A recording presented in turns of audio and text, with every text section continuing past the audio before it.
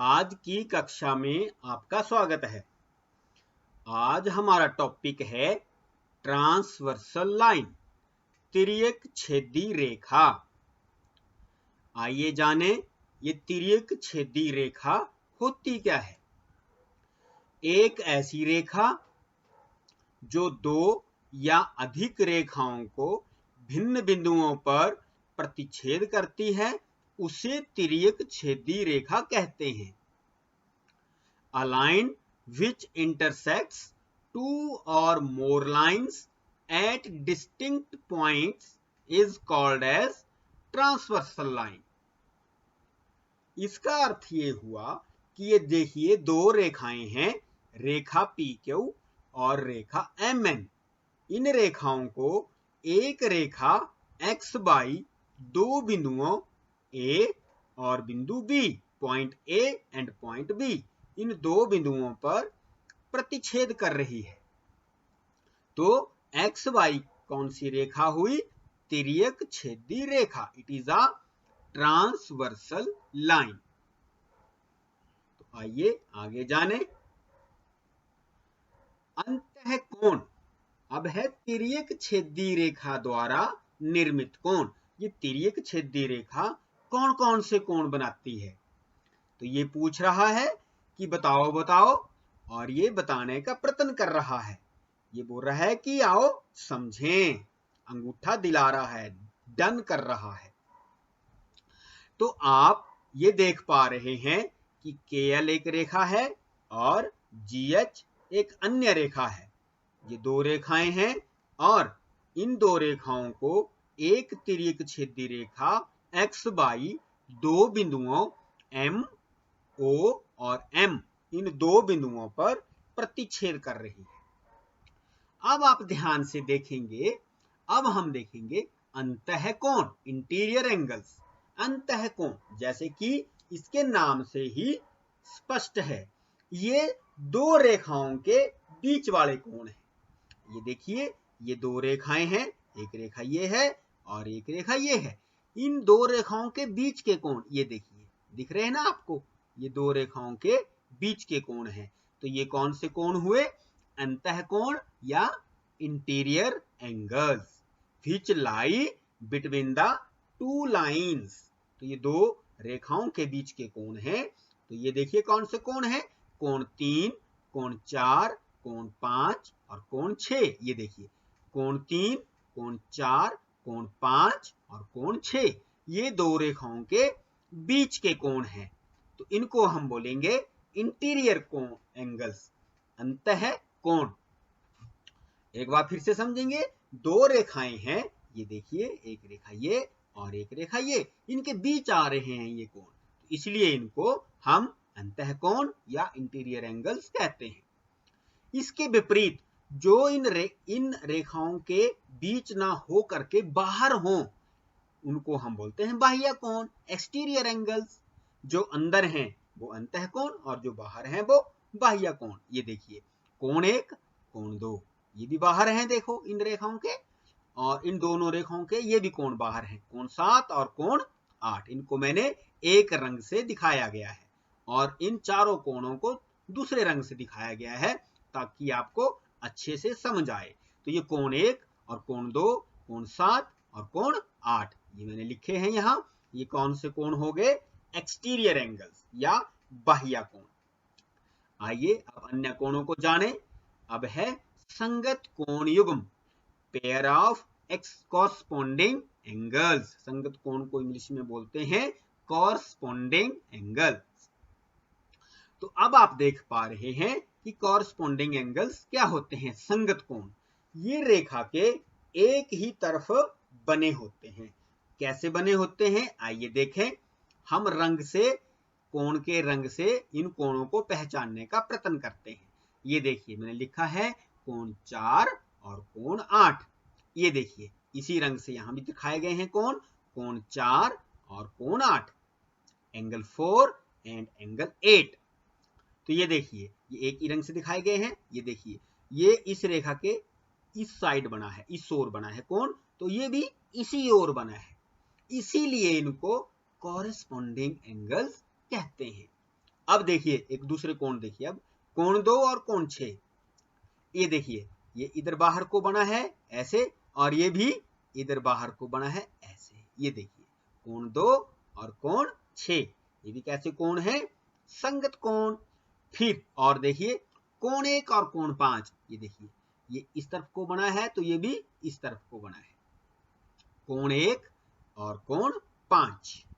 ठीक उसी प्रकार कोण 3 और कोण 7, तो ये हैं corresponding angles, pairs of corresponding angles, संगत कोण युग्म। ये पूछ रहा है ये कैसे होते हैं, ये सोच रहा है कैसे पता लगाते होंगे कि संगत कोण युग्म कौन से होते हैं। तो मैंने आपको बताया कि जो एक ही ओर बने हों और एक ही तरीके से बने हों, ये देखिए ये भी इधर को बाहर को बना है कोण 2 और कोण 6 भी बाहर को ही बना है, कोण 3 अंदर को बना है और कोण 7 भी अंदर को बना है, तो ये कोण 3 और कोण 7 संगत कोण है। उसी प्रकार कोण 2 और कोण 6 भी संगत कोण है।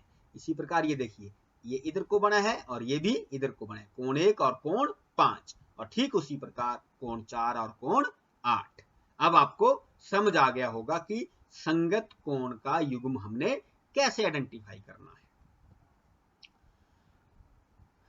अगला है एकांतर अंतः कोणों के युग्म, pair of alternate interior angles. आइए ये सोच रहा है कौन से होते होंगे, ये वाले, ये वाले, ये वाले, और इसने समझाना शुरू किया। और देखिए कैसे समझते हैं, ये देखिए अब रंग से ही हम इसको फिर से समझते हैं। ये देखिए कोण 4 और कोण 6, एकांतर कोण। एकांतर, एकांतर का मतलब होता है एक का अंतर, उसको हम बोलते हैं एकांतर। ये देखिए कोण 4 है, फिर कोण 5 है और कोण 5 का अंतर हो गया और अगला कोण 6, ऐसे हम पता लगाते हैं। और ये कोण जेड की आकृति में बनते हैं, देखिए ये और ये देखिए जेड बन रहा है, तो इसकी आकृति में ये कोण बनते हैं।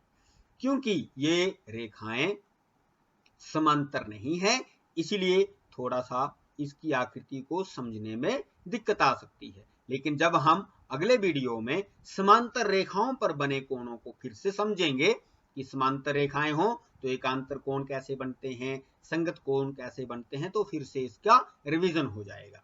तो ये देखिए एक का अंतर, अभी आप ऐसे समझिए, ये देखिए 4 और 3 और नीचे को जाएंगे 6, तो ये कोण है एकांतर कोण। ये 4, 5 और अगला 6, तो 5 को छोड़ के एक का अंतर डाल के 6 कोण। उसी प्रकार 3 और 5, ये 3 है, फिर ये 4 है, एक छोड़ दिया और अगला कोण आ गया 5, तो ये है एकांतर अंतः कोणों के युग्म। क्योंकि अंतः कोण तो अंदर ही देखना है हमने, अभी मैंने आपको यहां ये देखिए अंतः कोण और बाह्य कोण समझाया था, इसलिए हमने इन कोणों में ही देखना है, अंतः कोणों में ही देखना है। तो कोण 3 और एक छोड़ दिया 4 और अगला आ गया 5, तो ये हमारा बन गया अंतः एकांतर कोण।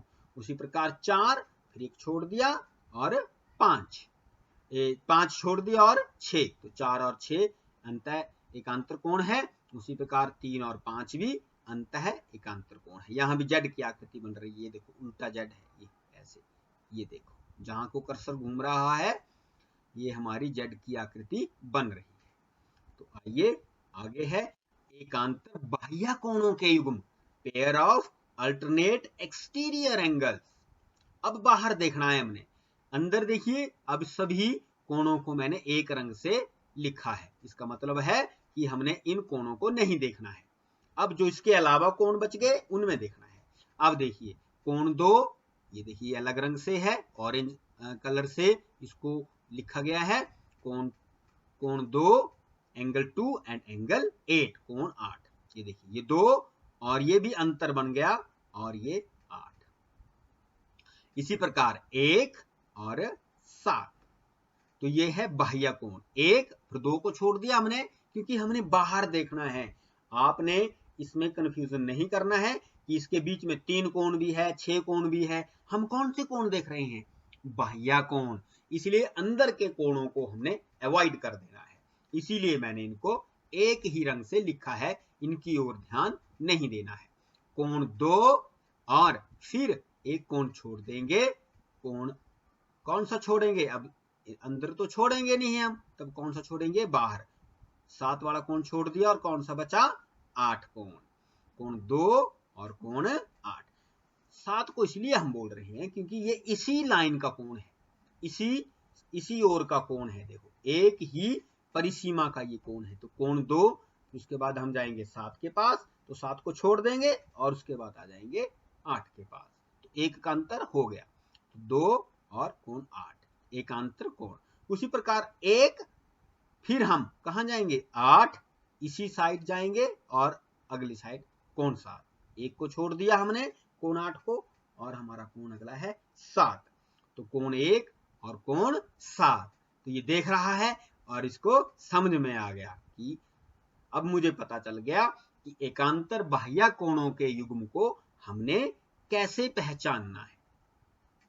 तो जब बाह्य कोण की बात हो रही हो तो हमने अंदर के कोणों को अवॉइड करना है, उनको नहीं देखना है, बाह्य कोण ही देखना है। एक्सटीरियर एंगल्स की ओर हमने अपना फोकस करना है।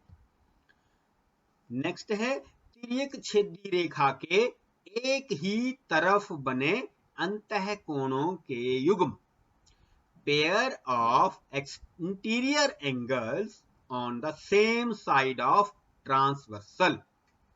देखिए एक ही ओर, अब देखिए आपको ये कोण दिख रहे होंगे, ये मैंने एक ही रंग से लिखे हैं, कोण 1, कोण 2, कोण 8 और कोण 7। क्यों? ये देखिए ये दोनों एक्सटीरियर एंगल्स हैं, ये दोनों भी एक्सटीरियर एंगल्स हैं। किनकी बात हो रही है? अंतः कोणों की बात हो रही है। तो हमने बाह्य कोणों को अब अवॉइड कर देना, इनकी ओर ध्यान नहीं देना। जिस प्रकार यहां हम अंतः कोणों की ओर ध्यान नहीं दे रहे थे, अब हमने बाह्य कोणों की ओर ध्यान नहीं देना है, क्योंकि हम किनकी बात कर रहे हैं? अंतः कोणों की, इंटीरियर एंगल्स की। तो आइए देखें एक ही तरफ, अब देखिए एक ही तरफ तिर्यक रेखा के एक ही तरफ, ये देखिए कोण 3 और कोण 6, ये एक ही तरफ है कोण। ये देखिए ये भी समझना बहुत जरूरी होता है, ये एक ही तरफ के कोण है, कोण 3 और कोण 6। उसी प्रकार कोण 4 और कोण 5, ये तिर्यक रेखा के एक ही तरफ के बने कोण है। तो अब आपको समझ आ गया होगा। ये देखिए ये अब खुश मुद्रा में दिखाई दे रहा है कि मुझे सभी कोणों को पता चल चुका है। तो आज हमने क्या क्या किया, एक बार फिर से रिकैपिचुलेट कर लेते हैं। ट्रांसवर्सल लाइन क्या होती है? एक ऐसी रेखा जो दो या अधिक रेखाओं को भिन्न बिंदुओं पर प्रतिच्छेद करे, उसे तिर्यक रेखा कहते हैं।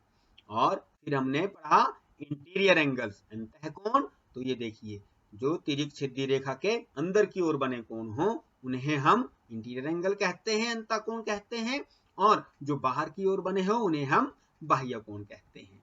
उसके बाद संगत कोणों के युग्म, तो संगत कोण मैंने बताया एक ही तरफ बने ये कोण होते हैं, जैसे कोण 1, कोण 5, कोण 4, कोण 8, कोण 2, कोण 6, कोण 3 और कोण 7। ये मैं इसीलिए रिवीजन कर रहा हूं क्योंकि आप इसको भूले ना, एक बार फिर से आपके माइंड में बैठ जाए, इसीलिए मैं जल्दी से एक बार फिर रिवाइज कर रहा हूं कि आज हमने क्या क्या पढ़ा। फिर हमने पढ़ा एकांतर अंतः कोणों के युग्म, pair of alternate interior angles. तो ये देखिए अब रंग से आपने इसको पहचानना है। कोण 4, कोण 6, ये देखो एक का अंतर है 4, और इसी लाइन में हम आगे बढ़ेंगे। ये तिर्यक रेखा का एक ही ओर का कोण है, ये देखो कोण 4 और कोण 5, जो अभी मैंने आपको लास्ट में बताए थे। तो कोण 4 और 5, 5 को छोड़ दिया और 6, तो कोण 4 और 6, और कोण 3 और कोण 6 है, देखो तो 6 को हमने छोड़ दिया और कौन सा आ गया आगे? 5।